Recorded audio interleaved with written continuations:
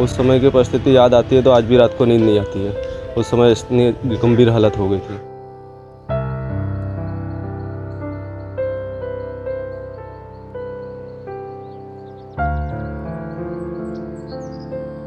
बड़ौदा मेरा जन्मभूमि है और यहीं मेरा जन्म हुआ। बचपन से यहीं रहता हूँ और यहीं सब पढ़ाई लिखाई सब कुछ यहीं पे हुआ था।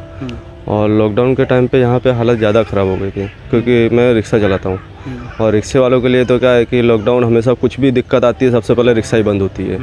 क्योंकि कोई भी रैली निकालनी हो तो भी रिक्शा बंद करवा दो, रैली निकालनी हो तो भी रिक्शा बंद करवा दो, किसी का चुनाव आता है तो भी रिक्शा बंद करवा दो। और लॉकडाउन के टाइम पे रिक्शा बंद हो गई थी तो इसके लिए हमारे पास कुछ भी मतलब विकल्प नहीं था। यही थी कि हमको यहाँ से रातों रात भागना पड़ा था।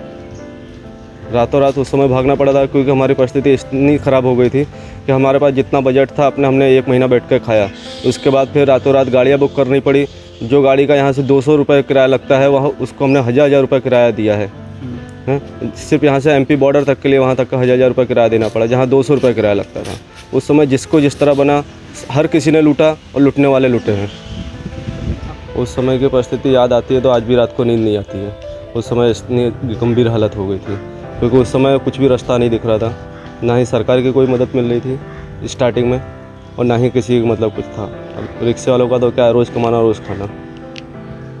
आपने बोला कि देखिए हमारा घर परिवार माँ बाप सब वहीं पर रहते हैं। यहाँ हमारा प्रदेश जैसा भी है घर भी है हमारा। पिताजी आए थे बहुत उम्मीद लेके कि भाई बड़ौदा अच्छी सिटी है गुजरात, आज वो 30-35 साल करके गए वहाँ पर जॉब बड़ौदा में। अब वही हमने भी सोचा कि हमारा भी उम्र यहाँ निकल जाएगी। आज भी मतलब ये है कि जो हमारा पहले जैसा रूटीन था धंधे पानी का वो भी अभी चल रहा है, लेकिन नॉर्मल है। पहले अगर हमारा 100 का होता था तो आज हमारा सिर्फ 40 का हो रहा है। सिर्फ 40% ही धंधा पानी हो रहा है।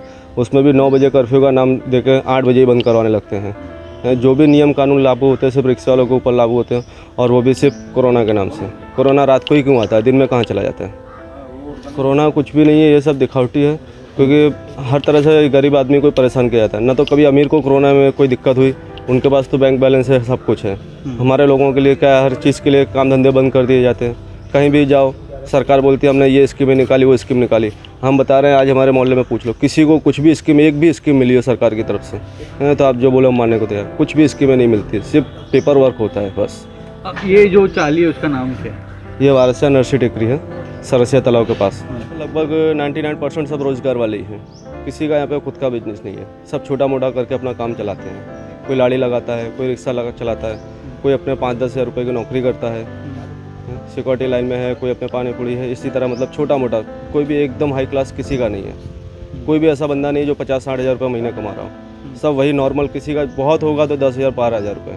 उसी में आदमी को 5 जन का परिवार भी चलाना है, भाड़े का मकान भी है, किराया भी देना है, लाइट बिल भी देना है, पुलिस वालों को भी देना है, उसमें सबका उसी में निकालना है। ये सब बेवकूफ़ बनाने के ढंग है। लाड़ी गल्ले में कोरोना आता है, रैली में कोरोना क्यों नहीं आता है? चुनाव के टाइम पे कोरोना कहाँ चला गया था? सवारी शिवजी की सवारी निकाली थी उसमें कोरोना कहाँ चला गया था? अब ये पश्चिम बंगाल में चुनाव हो रहा है, वहाँ कोरोना नहीं है। जहाँ वहाँ कोरोना चुनाव ख़त्म हो जाएगा वापस कोरोना वहाँ पर भी आ जाएगा। यहाँ पे कोरोना पहले भी था, ये जानबूझ के कोरोना बढ़ाया जा रहा है और कुछ नहीं है।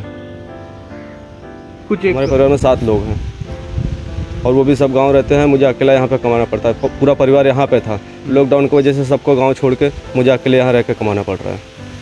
तो कैसे किस प्रकार आप मैनेज कर लेते हो सारी चीज़ें?